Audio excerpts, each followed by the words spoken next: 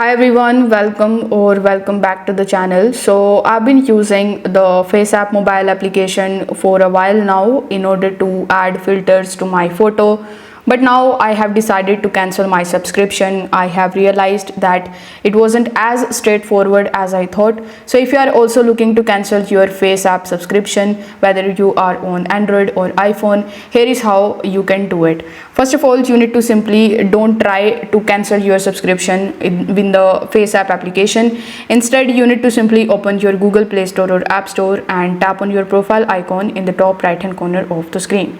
Over here, you will see the manage and subscriptions option. So you need to simply tap on that.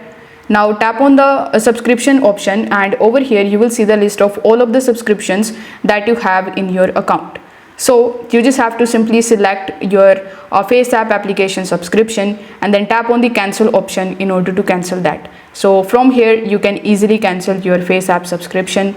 If this video helped you out, consider subscribing to the channel and liking the video. Thanks for watching.